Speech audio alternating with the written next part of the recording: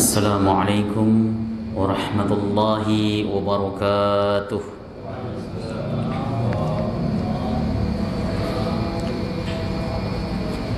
Alhamdulillahi rabbil alamin. Wabihi nasta'inu ala umuri dunya waddin. Asyhadu an la ilaha illallah wahidul halim. وأشهد أن محمدا عبده ورسوله الكريم اللهم فصل وسلم وبارك على هذا النبي الكريم سيدنا محمد وعلى آله وصحبه ومن تبعه إلى يوم الدين أما بعد فيا عباد الله اتقوا الله لأن الله تعالى قد أمرنا في كتابه الكريم وهو أصدق القائلين يا أيها الذين آمنوا اتقوا الله حق تقاته ولا تموتن إلا وأنتم مسلمون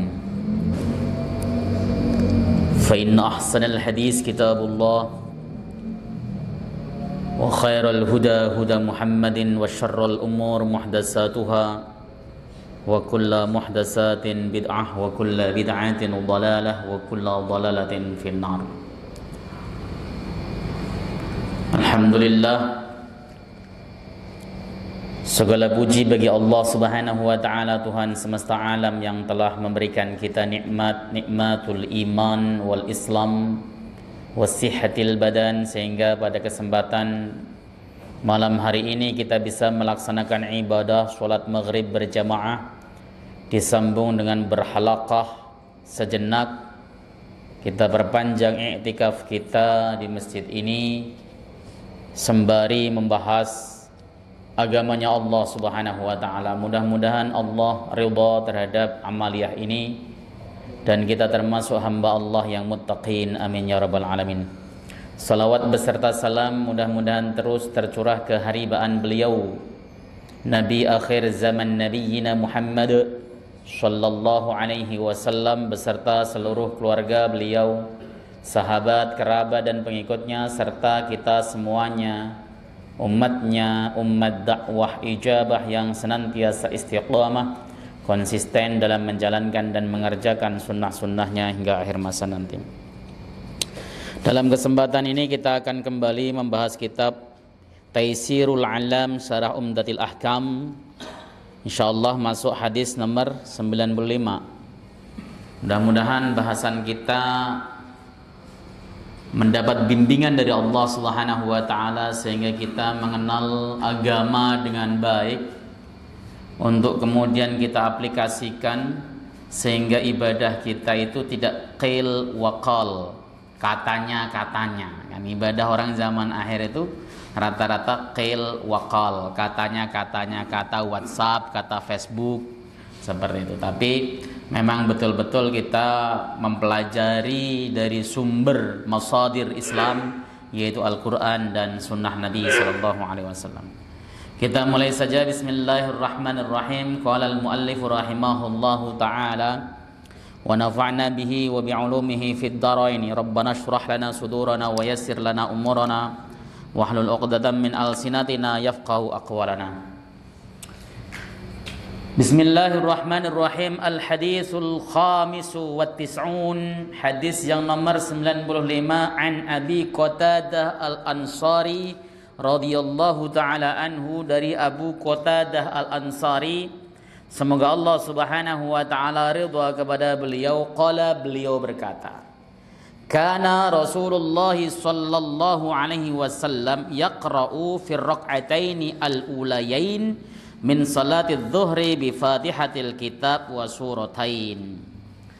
Nabi itu selalu, kalau kita belajar hadis, al-ibarah bikana itu faedahnya lil muwadhabah.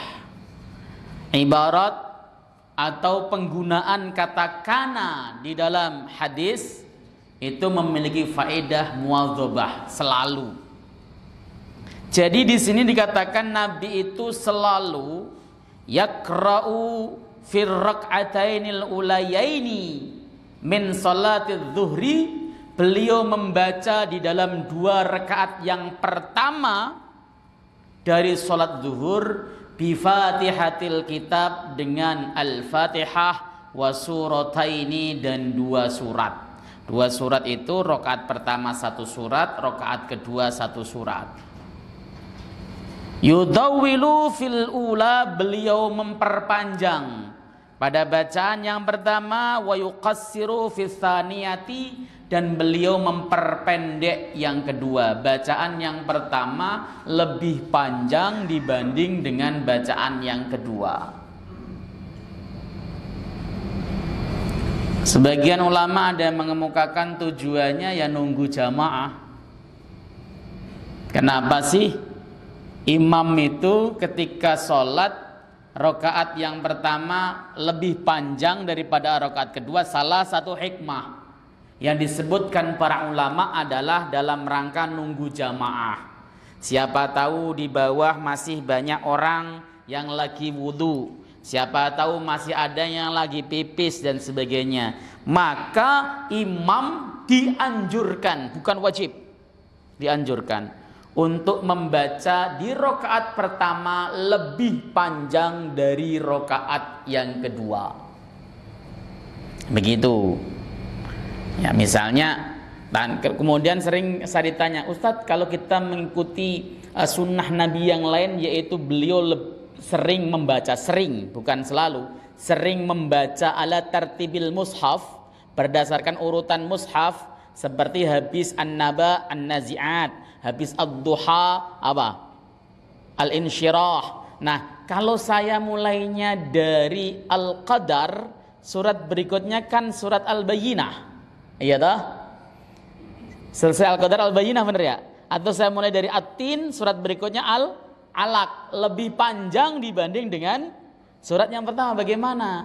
Yaitu kalau Anda ingin melaksanakan sunnah, mendapatkan sunnah ala tartibil mushaf berdasarkan urutan mushaf, ya cari surat yang pertama lebih panjang dari surat yang kedua. Surat pertama Al-Alaq atau Al-Bayyinah, surat keduanya apa? Tapi memang Rasulullah itu suka berdasarkan urutan mushaf. Ya, bahkan Abdullah bin Mas'ud pernah meriwayatkan, mengatakan bahwa orang yang ketika membaca Al-Quran tidak sesuai dengan urutan mushaf dianggap sebagai orang bingung. Meskipun pernyataan ini juga tidak 100% benar. Faktanya Sayyidina Umar bin Khattab radhiyallahu ta'ala anhu, beliau pernah sholat membaca Quran tidak sesuai dengan urutan mushaf. Ya boleh-boleh saja. Begitu. Itu diterangkan oleh Al-Imam An-Nawawi di dalam kitabnya At-Tibyan fi Adabi Hamalatil Quran. Jadi di sini diterangkan membaca surat setelah Al-Fatihah itu masyru', diajarkan, dicontohkan oleh Nabi Sallallahu Alaihi Wasallam bukan hanya pada solat-solat jahar saja, tapi juga solat-solat sir. Ya, bukan hanya solat jahar saja, tapi juga solat sir. Makanya di sini tadi, ya, Abu Qatadah pernah mendengar Nabi Sallallahu Alaihi Wasallam membaca 2 surat. Kenapa? Karena wa yusmi'ul ayata ahyanan, beliau kadang memperdengarkan ayatnya. Kadang-kadang, ahyanan itu kadang-kadang. Kadang-kadang Rasulullah sallallahu alaihi wasallam mendengarkan ayatnya. Kenapa perlu didengarkan? Supaya menjadi pelajaran bagi sahabat yang sholat di belakang Nabi, bahwa sholat zuhur sekalipun tetap disunahkan membaca surat selesai membaca Fatihah pada rakaat pertama dan kedua. Sampai-sampai kan ada yang kemudian nyontoh Nabi Shallallahu Alaihi Wasallam ketika jadi imam sholat zuhur, ya bukan jahar sih, agak diangkat sedikit suaranya ketika membaca suratnya. Fa inna ma'al usri yusra. An ayatan, tidak semua surat tapi hanya satu ayat atau dua ayat begitu, seperti itu. Jadi tujuannya adalah dalam rangka memberikan pelajaran kepada para sahabat bahwa beliau membaca surat. Ada sebuah informasi menarik yang dikemukakan oleh Al-Imam An-Nawawi di dalam kitabnya yang berjudul At-Tibyan fi Adabi Hamalatil Quran. Imam Asy-Syafi'i menyukai jika kita terlambat sholat misalnya, jadi makmum masbuk. Kita masuk ke dalam masjid, posisi sholat isya itu sudah 2 rakaat. Berarti akan masuk rakaat ketiga dan keempat. Berarti kan dia tidak membaca surat sama sekali. Si makmum ini, kenapa? Karena pada rakaat ketiga dan keempat si imam tidak membaca surat dan tidak disunahkan membaca surat. Beliau Al-Imam Asy-Syafi'i menegaskan bahwa sunnah hukumnya bagi si makmum ketika dia berdiri lagi setelah membaca Fatihah untuk membaca surat. Kenapa? Supaya dia tidak terputus dari fadilah dan keutamaan membaca surat di dalam salat. Begitu. Itu di dalam kitab At-Tibyan fi Adabi Hamalatil Quran karangan Al-Imam An-Nawawi. Oke. Wa kana yaqra'u fil asri bi Fatihatil kitab wa surataini yutawwilu fil ula, dan beliau juga selalu membaca di dalam salat asar dengan Al-Fatihah dan 2 surat yang beliau baca panjang atau beliau panjangkan suratnya tersebut fil ula di dalam rakaat pertama, wa yuqassiru fis tsaniyati, dan beliau memperpendek suratnya di rakaat kedua, wa fir raq'atainil akhirayaini bi ummil kitab, dan dalam 2 rakaat yang terakhir cukup membaca Fatihah. Hikmahnya apa sih Pak, kok begitu, kok beda-beda? Ya karena kalau disuruh membaca surat 4-4-nya memberatkan bagi makmum, memberatkan bagi imam juga. Baca 2 surat aja udah ngap imamnya, apalagi 4, begitu kan. Nah, itu salah satu hikmah Islam itu adalah agama yang samhah. Maka kalau kemudian kita menjadi imam, ya kita harus bisa mawas diri. Meskipun kita mencontoh Nabi SAW, tetap dilihat bagaimana kondisi makmum. Nanti akan dijelaskan di hadis berikutnya. Di hadis berikutnya itu akan ada pembahasan masalah itu. Oke. Makna globalnya begini, Pak. Kana Nabi SAW yura'i fi salatihi al-maslahata al-'amata lil musallina, lidha kana min 'adatihi ay yaqra'a ba'da suratil Fatihah ghairaha min al-Qur'an fi raq'atainil ulayaini min salati adh-dhuhri wal 'ashr likauni an-nasi fi awwalil ibadati anshad wa fi raq'atainil ukhrayaini yaqtasiru 'ala al-Fatihah khasyatas sa'mi wal malal min al-musalli li hadhil hikmah. Nabi itu beliau menjelaskan tentang suatu kemaslahatan yang ammah bagi orang yang melaksanakan sholat. Oleh sebab itu, kebiasaan Nabi SAW setelah membaca surat Al-Fatihah, beliau membaca surat-surat lain dari Al-Quran dalam sholat duhur maupun sholat asar. Kenapa yang dicontohkan di sini duhur dan asar? Karena yang maghrib isya itu kedengeran. Sementara Nabi mengatakan shollu kama ra'aitumuni usolli, salatlah kamu sebagaimana kamu melihat aku salat. Kalau Nabi SAW tidak menjelaskan dalam bentuk hadis atau tidak menjelaskan dalam bentuk dikeraskannya suara, jangan-jangan para sahabat nanti tidak baca Quran. Itu makanya dikeraskan suaranya. Dan kenapa cuma di rakaat kedua saja? Likaunin nasi fil awwali fi awwalil ibadati ansyad. Karena memang kebiasaan manusia itu kalau awal-awal ibadah itu gesit, ya masih kuat, masih giat. Awal-awal ibadah kayak orang puasa, awal-awal ibadah gesit, giat. Ke masjid semuanya, tarawih semuanya sampai full. Ya seperti itu.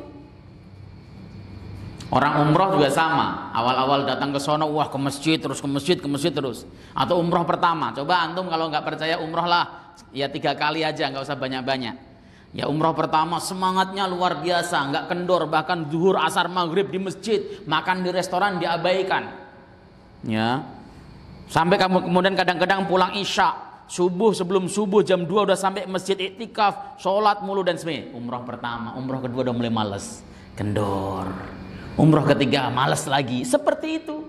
Jadi orang itu memang semangatnya adalah pada saat awal ibadah. Itu tabiat manusia loh. Ya, tabiat manusia, semuanya begitu. Nah, karena manusia memiliki kebiasaan bahwa pada awal ibadah dia semangatnya keren, semangatnya bagus, giat, maka di situ ditambah bacaan Quran. Ya tadi imam harus pinter-pinter kapan dia harus baca surat panjang, kapan dia harus baca surat pendek. Itu memang dibutuhkan tes ya dari rasa si imam sendiri. Wah ini kalau saya baca surat panjang kayaknya nggak masuk. Kenapa? Jamaahnya di atas 75 semuanya. Nah itu betul. 75 ya surat-surat pendek, meskipun pendek ya jangan kulhu mulu. Kita tahu di dalam hadis itu Nabi Shallallahu Alaihi Wasallam biasa membaca surat Qul ya ayyuhal kafirun dan surat Kulhu. Tahu. Tapi jangan kemudian setiap maghrib itu mulu nggak berubah-ubah. Kenapa? Faktanya dalam hadis lain riwayat Al-Bukhari misalnya Nabi Shallallahu Alaihi Wasallam membaca surat At-Tur dalam salat maghrib. Nabi Shallallahu Alaihi Wasallam pernah membaca surat Al-A'raf ya dalam salat maghrib. Dalam salat duhur Nabi pernah membaca surat Al-A'raf juga. Di dalam Bulughul Maram itu dikatakan Rasulullah sallallahu alaihi wasallam itu pernah membaca surat Al-A'raf pada salat duhur. Surat At-Tur itu panjang loh, Pak. Emang dikira pendek? Termasuk Tuwalul Mufassal, termasuk surat Mufassal yang panjang. Apalagi kalau yang dibaca Al-A'raf, Al-Anfal, terus apa lagi?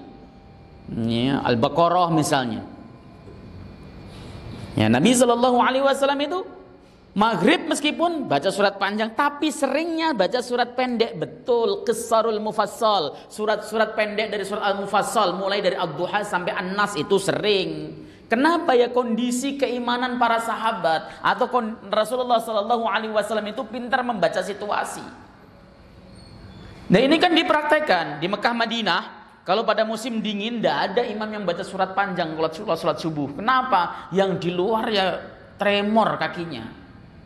Orang sholat itu kadang-kadang kalau di luar itu kalau yang penting dapat tempat ya, nggak nginjek karpet, yang diinjek lantai, sementara suhu itu 12 derajat, bayangkan. Apa nggak sampai ke otak itu dinginnya. Itu serius. Tapi kalau dalam keadaan cuacanya enak dan sebagainya panjang silahkan. Seperti itu.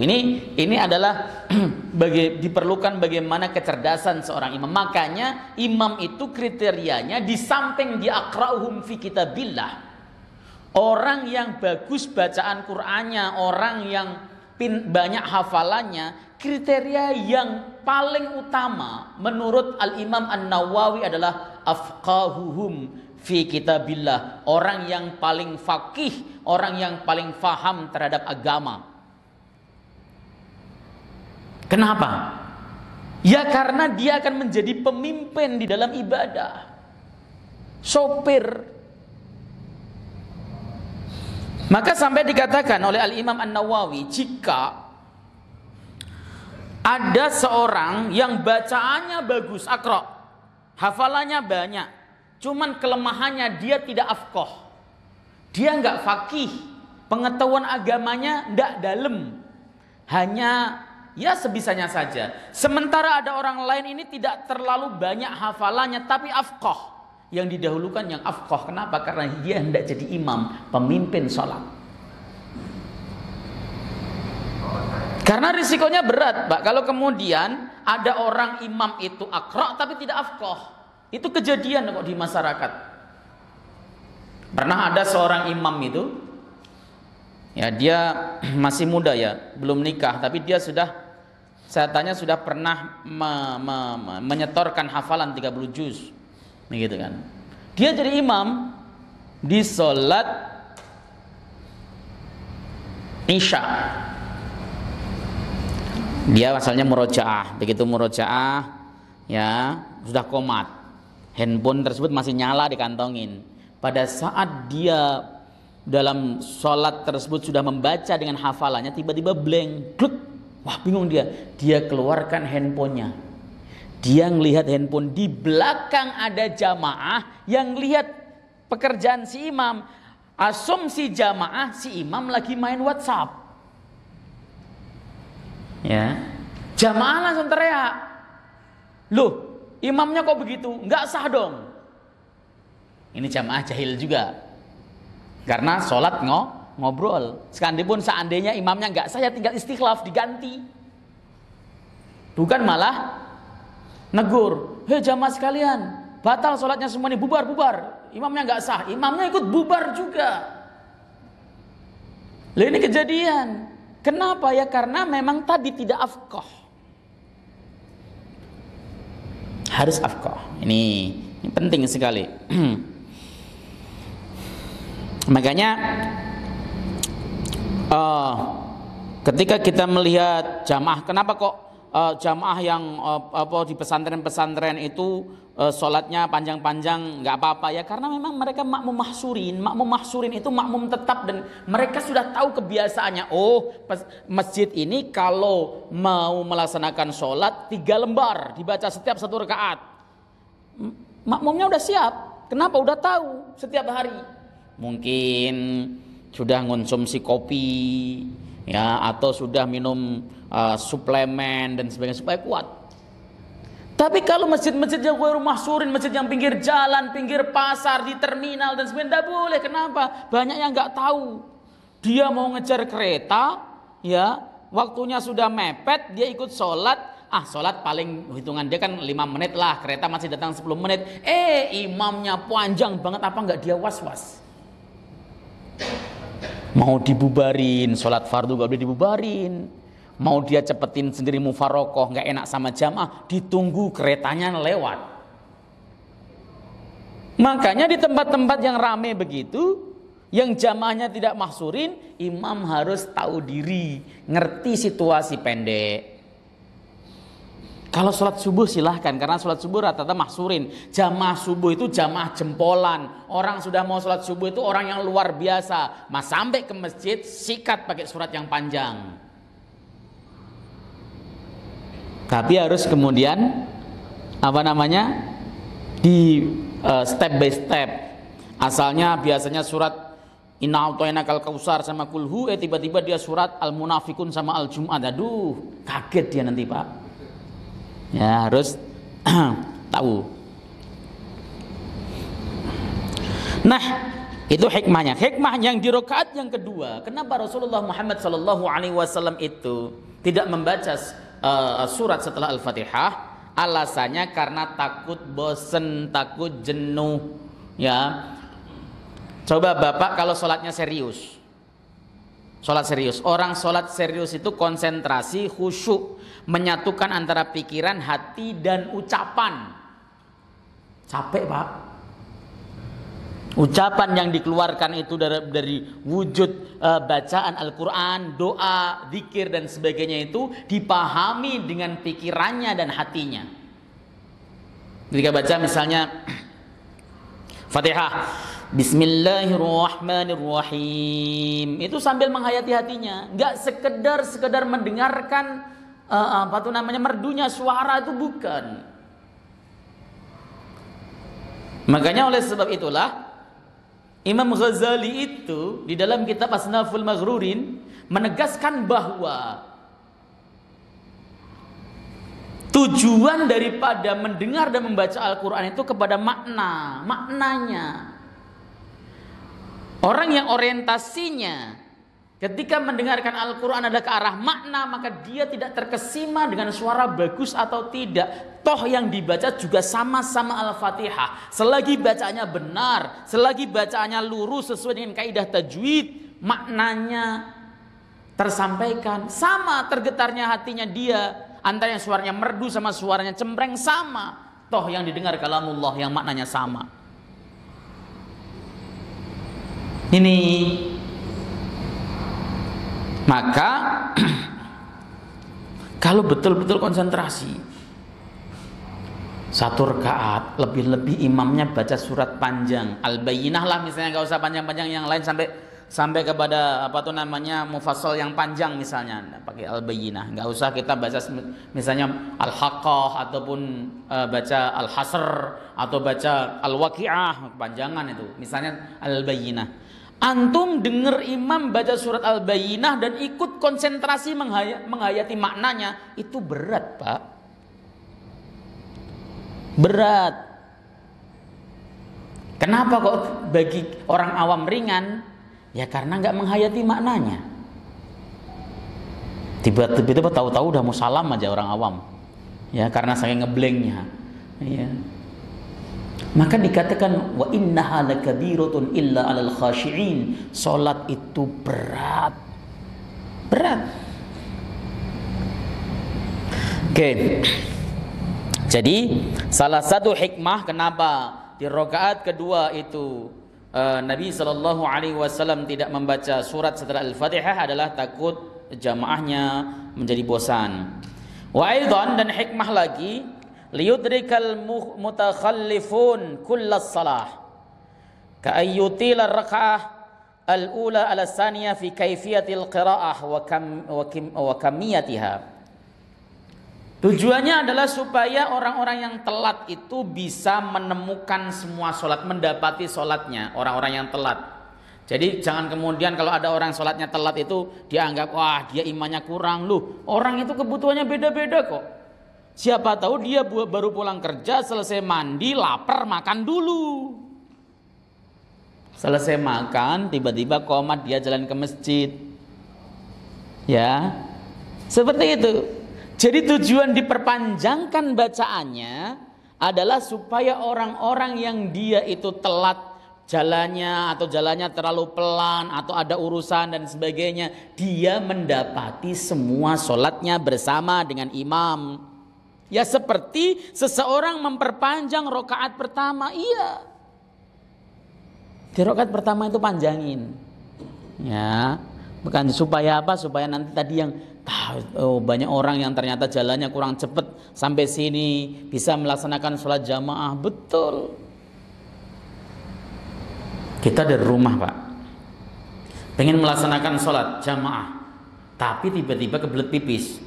Kita pipis, padahal pas waktu pipis baru iqamah Allahu akbar, asyhadu an la ilaha illallah, pada waktu pipis. Selesai kemudian kita wudu.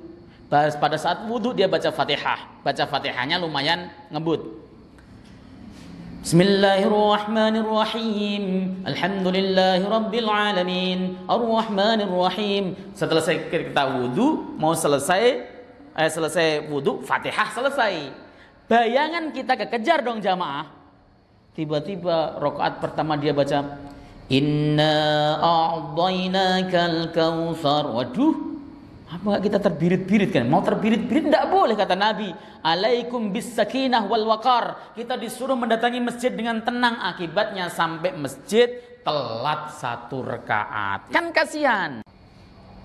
Harusnya kan tidak seperti itu. Makanya pada saat rakaat pertama ya panjang, kayak tadi surat yang dibacakan panjang.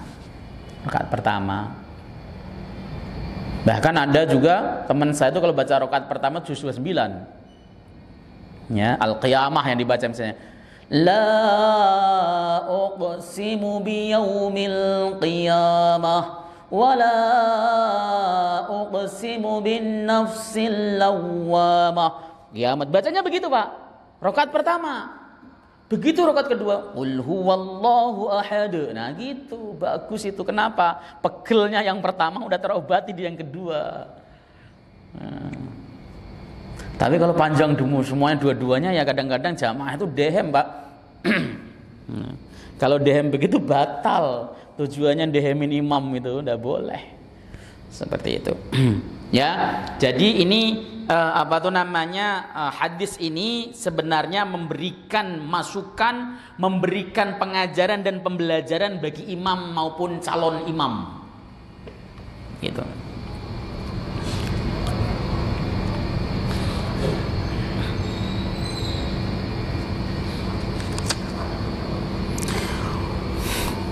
Wa inna wara'a hadza at-tashri'ul hakim min al-asrari wal hikam wal masalih ma yaj'alul mu'minin ma yaj'alul mu'min yatma'innu wa takirru 'ainuhu wal khudu' wa tu'a li ahkamillahi ta'ala wa hiya wa hiya al-maqsad al-asma' min al-ibadah. Ya, dari itu semuanya itu di belakang hikmah itu semuanya itu ada syariat yang bijaksana, yang luar biasa, syariat yang penuh kebijaksanaan, baik berupa rahasia, hikmah-hikmah, kemaslahatan-kemaslahatan, di mana orang mukmin itu harus tenang ketika ibadah, harus tenang. Supaya orang ibadahnya tenang itu, maka dia jangan dibebani dengan sesuatu yang memberatkan. Bahkan Ibnul Jauzi mengatakan orang mukmin itu, ya, seorang imam yang baik itu adalah imam yang bisa menjadikan makmum selesai melaksanakan sholat itu senang, gembira, nggak kemudian gerutu. Ampun ya Allah, kenapa suaranya udah kaleng rombeng, lama bacaannya, ya seperti itu. Tapi kalau kemudian kita merasa, oh ya alhamdulillah, pas, ideal, nggak terlalu buru-buru, gerakannya santai, bacaannya nggak panjang, kan seneng. Ada yang kecepatan juga nggak seneng. Ini sholat apa olahraga ini? Brak bruk Allahu akbar, bismillahirrahmanirrahim, alhamdulillahirabbil alamin, arrahmanirrahim. Kan nggak seneng juga. Ya, banyak yang kayak gitu. Ada loh orang yang pindah masjid gara-gara sholatnya kecepatan, ada yang pindah masjid gara-gara sholatnya kelamaan. Ada. Saya itu dilaporin sama ketua DKM, Ustadz, alhamdulillah masjid ini rame. Gitu. Kenapa? Karena mereka senang dengan imamnya. Imamnya nggak terlalu panjang, memang bacanya itu proporsional gitu kan. Motong surat, misalnya surat yang panjang ya, tapi tidak terlalu panjang. Seneng. Kemudian gerakannya juga tidak terlalu cepat, santai. Gerakannya santai, yang diperpendek suratnya. Seneng orang, gembira. Mestinya imam seperti itu. Imam kok sak karpe dewi. Ya, mau ikut terserah, nggak ikut ya nggak apa-apa. Aku kan imam, nggak boleh. Itu egois namanya.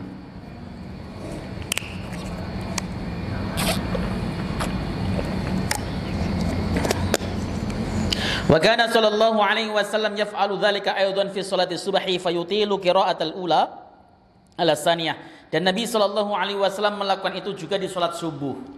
Beliau memperpanjang bacaan di rakaat pertama dan atas yang kedua. Kalau salat subuh memang agak panjang yang pertama.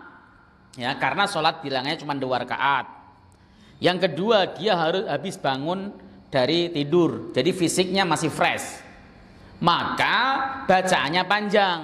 Rasulullah Shallallahu Alaihi Wasallam dalam salat subuh sering membaca ayat-ayat atau surat-surat mufassal yang panjang. Surat mufassal itu mulai dari surat Hujurat, yang mufassal yang panjang sampai surat Al-Insan, juz 29 ya, juz 9. Itu dibaca.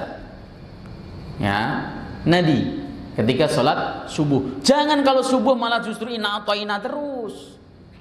Ya, inna a'tainakal kautsar fasholli lirabbika wanhar inna syani'aka huwal abtar. Allahu akbar. Sami'allahu liman hamidah. Ya cuman 1 menit kelar kalau salat subuh begitu. Maka panjang bacaannya kalau hari Jumat, malam Jumat, Jumat pagi, Rasulullah Shallallahu Alaihi Wasallam pada saat subuh membaca surat Al-Jumu'ah dan Al-Munafikun. Sering, bukan selalu. Jumat pagi ini, Jumat pagi. Yusabbihu lillahi ma fis samawati wa ma fil ardil malikil quddusil azizil hakim. Huwallazi ba'atha fil ummiyina rasulan minhum yatlu 'alaihim ayatihi wa yuzakkihim. Itu awal-awal surat Al-Jumu'ah.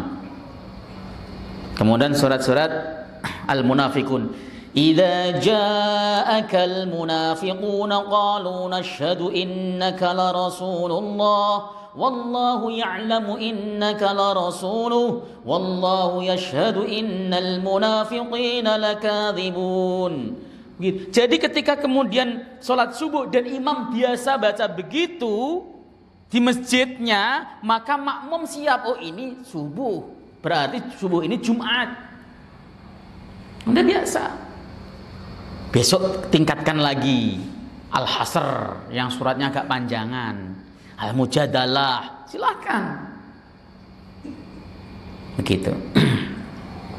Ya, ini adalah hal-hal yang perlu kita perhatikan ya, supaya sholat kita itu betul-betul ittiba kepada Nabi SAW. Meskipun Ustadz subuh kalau baca pendek masa nggak boleh? Boleh, tetapi Nabi seringnya membaca surat panjang, kecuali tadi dalam keadaan-keadaan insidental, misalnya sholat di tempat bencana nggak usah panjang-panjang, Pak. Serius, saya pernah mengikuti sholat di di Lombok waktu kena gempa yang parah itu. Saya datang ke sana karena kondisinya di tenda darurat dan gempa masih datang terus-terusan. Sholatnya pendek saja. Banyak mereka kemudian diajak untuk zikir dan sebagainya. Nah, kemudian karena apa? Karena kebutuhan mereka banyak, kadang-kadang harus gantian sama istrinya untuk jagain anaknya dan sebagainya. Maka perlu kita itu untuk bisa membaca situasi, ini sholat akan saya panjangkan atau saya pendekkan, begitu. Itu penting sekali. Atau dalam keadaan hujan, seperti contoh nih, kita lagi sholat di masjid ini misalnya, kita tahu hujan lebat terjadi, sementara ada jamaah yang ada di luar, di emper, di halaman. Itu pasti kehujanan. Jangan egoisme. Itu kan dia sudah diniati karena Allah, jihadlah, jihad. Tidak begitu.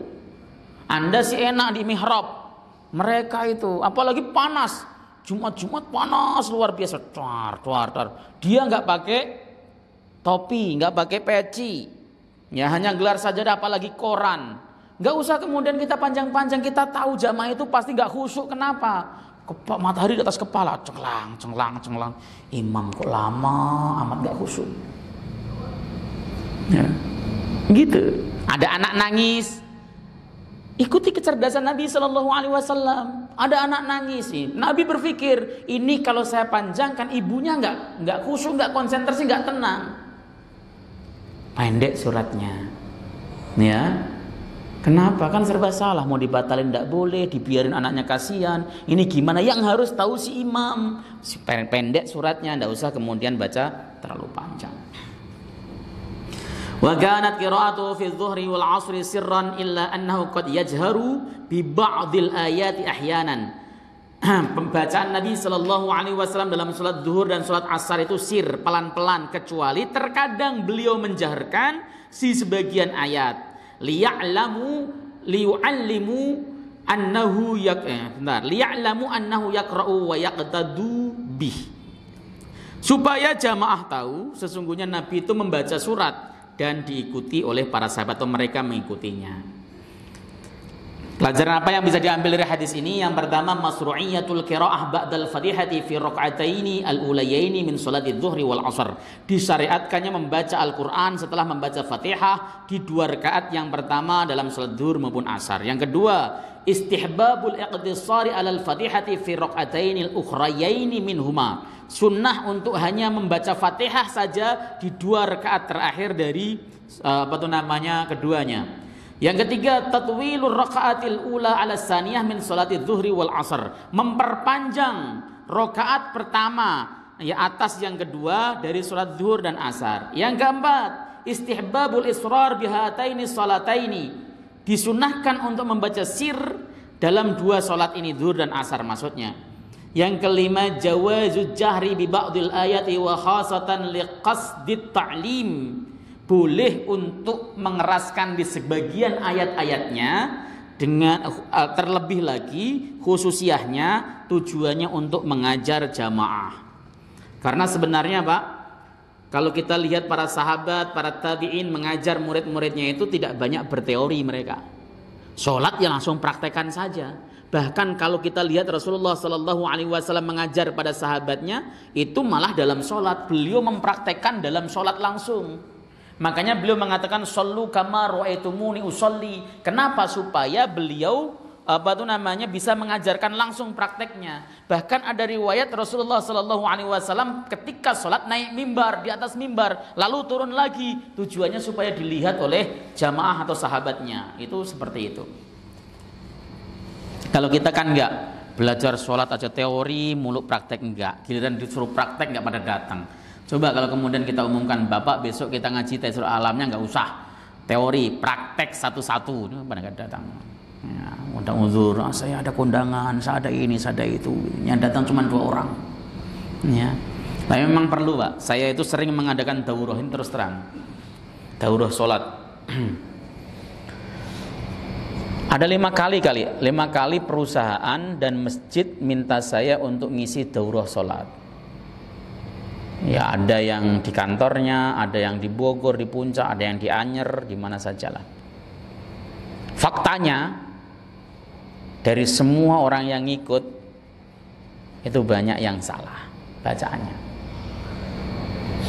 Bukan di Fatihah, bukan di Quran, tetapi di tahiyat akhir itu banyak yang salah. Bacaan-bacaan yang jarang dicek dan jarang bisa kita meniru. Kita kan nggak bisa meniru bacanya Syekh Suud Surem, Syekh Sude, Syekh Misr Rasyid Al-Afasi, nggak bisa. Kalau at-tahiyat memang ada tiruan, nggak ada. Akhirnya kemudian dia berdasarkan dengar-dengerannya atau baca sendiri dan keliru. Padahal kalau Bapak tahu rukun di dalam sholat itu yang bacaannya salah satunya ada tasyahud akhir. Kenapa? Karena disebutkan dalam hadis musik salatahu. Tasyahud akhir itu rukun. Kalau ketika kita salah bacaannya dan itu yughayyirul makna, merubah makna, itu implikasinya ya batal salatnya. Itu fakta kok, serius. Maka kalau daurah biasanya ya sekaligus dapat legalitas untuk dinyatakan sah kalau jadi imam, udah mumpuni untuk jadi imam. Kenapa? Karena dulu saya juga begitu sama guru saya. Saya itu disuruh belajar bacaan sholat berulang-ulang itu bukan setahun Pak, 3 tahun. Sampai kemudian di suatu hari dites di depan guru, tidak boleh ada yang salah. Kalau ada yang salah harus ngulang lagi tesnya. Setelah itu baru kemudian guru kami mengatakan kamu sudah layak jadi imam. Itu namanya ijazah. Seperti itu. Nah, kenapa kok begitu? Lah iya, karena para sahabat juga begitu. Sahabat Nabi itu orang yang sudah bisa bahasa Arab, lidahnya Arab. Tetapi ketika mereka melaksanakan sholat itu tetap harus dilihat oleh Nabi Sallallahu, diverifikasi oleh Nabi Sallallahu Alaihi Wasallam. Para tabiin diverifikasi terus kepada kita zaman sekarang harus dapat verifikasi. Itu tujuannya. Ya, maka ketika sudah melaksanakan bacaannya sudah bagus, terverifikasi, maka dia dinyatakan sebagai sudah layak. Meskipun layak ini artinya sah untuk menjadi imam. Tapi sebenarnya nggak terlalu sulit kok Pak aslinya. Yang penting tartil itu saja. Tartil fasih itu tergantung lidahnya. Kadang-kadang orang yang sudah tartil lidahnya lidah campur Yogyakarta, Solo dan sebagainya itu agak sedikit ya kejawa-jawaan begitu kan. Bahasa Fatihahnya itu ya kejawa-jawaan, agak kejawa-jawaan. Ya seperti itu. Yang terakhir, pelajaran yang terakhir hari ini adalah qala an-Nawawi, Imam Nawawi berkata wal wajhu tsani annahu yustahabu tadwilul qira'ah fi rak'atil ula qasdan wa hadzal muhtar wa huwal muwafiq li dhahiri sunnah. Ya. Wajah yang kedua, sesungguhnya disunnahkan untuk memperpanjang bacaan di rakaat yang pertama dengan sengaja. Sengaja memang pengen memanjangkan bacaan yang pertama. Dan ini yang muhtar, inilah yang terpilih, bukan tidak sengaja. Karena gini Pak, kalau kita membaca Al-Quran di tengah surat misalnya, ya ulama kan menyepakati bahwa kita harus atau dianjurkan untuk berhenti kepada pemberhentian yang tepat. Jangan berhenti di pemberhentian yang tidak tepat. Contoh pemberhentian yang tidak tepat itu adalah ayat itu menceritakan tentang penyembelihan sapi oleh Bani Israel, tapi belum sampai tuntas prosesnya kita sudah ruku, itu namanya pemberhentian yang tidak tepat. Pemberhentian yang tepat adalah sampai kelar kisahnya, sehingga orang yang di belakang yang paham maknanya, oh selesai, seperti itu. Makanya Imam Nawawi dalam kitabnya menjelaskan bahwa membaca surat pendek sempurna itu lebih baik dibanding dengan membaca surat panjang tidak sempurna. Al-Baqarah cuma diambil 10 ayat, tetapi itu tidak sempurna kisahnya. Itu lebih baik surat pendek tapi sempurna. Tapi tetap yang baca surat panjang dia mendapat keutamaan pahala yang banyak sebab dia membaca Al-Quran lebih banyak hurufnya. Ini kan bicara masalah keutamaan saja, tapi kalau pahalanya tetap ya banyak yang panjang. Kenapa? Karena huruf yang dibaca lebih panjang. Wallahu ta'ala alam bisawab. Ada pertanyaan kira-kira? Monggo. Silakan Pak. Kalau kita masuk di rumah kedua, cuma kan udah baca Fatihah aja. Jangan kita kan dianjurkan baca surat juga. Untuk selesai baca surat, ternyata imam sudah rukuk. Jadi tadi ijtihadnya Al-Imam Asy-Syafi'i itu membaca suratnya setelah salam. Imam kan salam tuh, Assalamualaikum warahmatullah, Assalamualaikum warahmatullah. Kan berdiri makmumnya masbuk, Allahu Akbar. Dia baca Fatihah, lalu beliau menganjurkan membaca surat lagi. Kenapa? Supaya sholat dia tadi 4 rakaatnya itu ada Quran yang dibaca selain Fatihah. Enggak kok polos-polosan. Itu istihadnya Imam Nawawi dan disetujui, di-approve oleh istihadnya Imam Syafi'i dan di-approve oleh Al-Imam An-Nawawi. Begitu Pak. Enggak juga enggak apa-apa kalau memang Bapak biasanya begitu, enggak. Tapi di dalam kitab At-Tibyan tadi dikatakan seperti itu. Itu Pak. Jadi bukan pas masih masbuk, kalau masih bersama imam kita harus mengikuti gerakan imam. Jangan aneh-aneh. Ya, ju'ilal imam liyuqtada bih. Imam itu dijadikan untuk diikuti. Ikuti saja imamnya. Gitu. Ada lagi? Nggak ada? Alhamdulillah hari ini nggak yang bertanya pada paham semuanya. Alhamdulillah. Ya mudah-mudahan intinya kalau bagi kita, ya karena gini, ini kenapa kok nggak banyak bertanya? Karena dari tadi yang disentilin tuh imamnya. Ya makmumnya kan nggak masuk ke dalam kategori ini, kecuali makmumnya siap-siap jadi imam. Nah harus memenuhi kriteria. Begitu kan. Mudah-mudahan aja manfaat. Kita tutup kafil majlis dengan doa kafil majlis. Subhanakallahumma wa bihamdika asyhadu an la ilaha illa anta astaghfiruka wa atubu ilaik. Assalamualaikum warahmatullahi wabarakatuh.